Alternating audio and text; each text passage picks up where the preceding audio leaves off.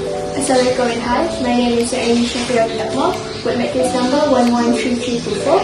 So today, I'm going to do an experiment for Thermodynamic 1, which is KNJ1033. So I will perform an experiment, complete thermodynamic performance audit on a domestic vapor compressor system by using my main device, which is a refrigerator.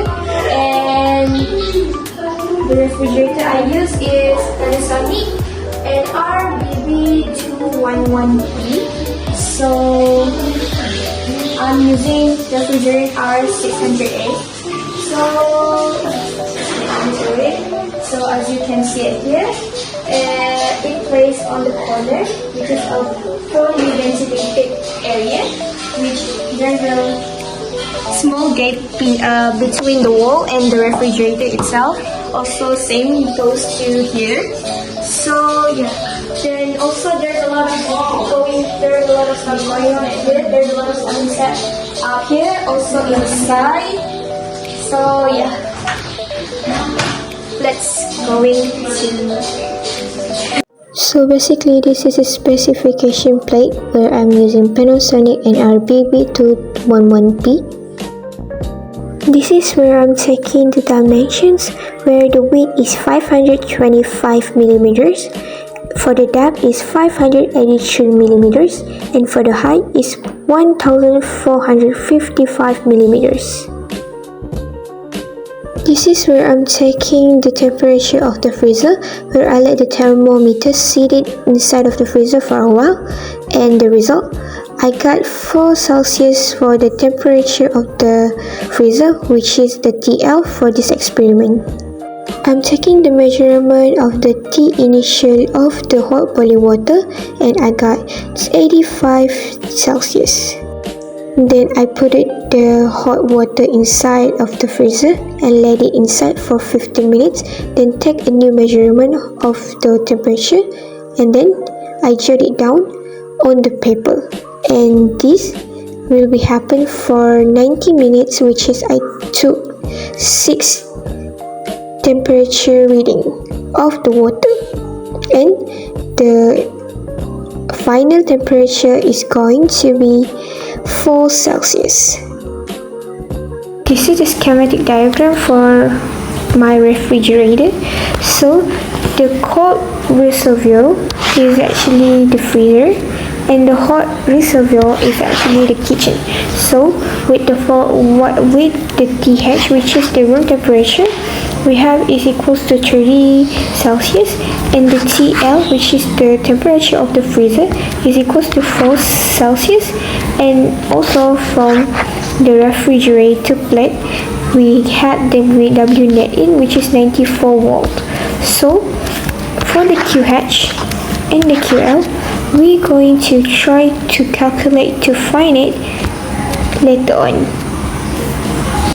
So here we have the data, which mass water equals to 0.191 kilogram, compressor on for 1 hour, which is equals to 60 minutes, compressor off for 15 minutes, and with that duty cycles equals to 80%. So I took the kitchen temperature as a TH equals to 30 Celsius, and the temperature inside of the freezer as a TL equals to 4 Celsius. So here's the data from the experiment. From T initial 85 Celsius to 4 Celsius at the reading 6. So moving on, by using this formula, we can get the QH equals to 65.29 kilojoule, and with that we can find the Q.H equals to 12.09 volt. So with this data, we can actually find the Q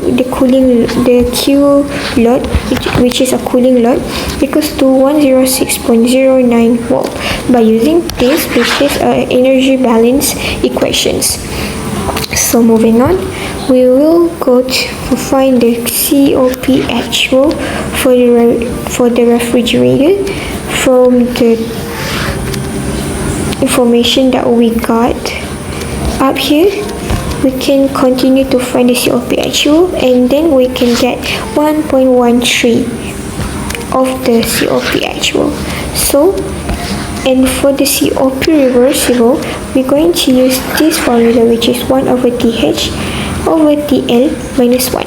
So, and then we will get COP reversible equals to 10.65.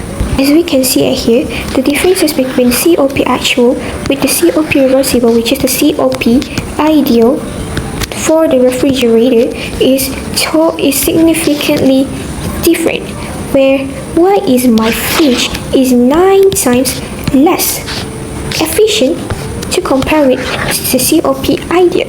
So from here, what can I actually observe? It is actually because of the S-gen. So by using this first law, which is Q equals to Ka, the change of T over the change of X, I found that the Q leaking equals to 66.50 volt. Is constantly leaking into the fridge through the walls. The compressor has to work more just to fight this leakage, which creates irreversibility and totally wastes so much energy from here. So what is the relationship of the Q leakage with the S-gen, the entropy generated? So basically, heat leakage is the main reason why entropy is actually generated. So actually the refrigerator is trying to keep inside of the refrigerator cold. So but the warm air constantly attacking the boundary wall when the heat crosses. So when the heat actually crosses the boundary from warm room, which is warm room, so which is 30 Celsius into the 4 Celsius, which is our freezer, it creates irreversibility.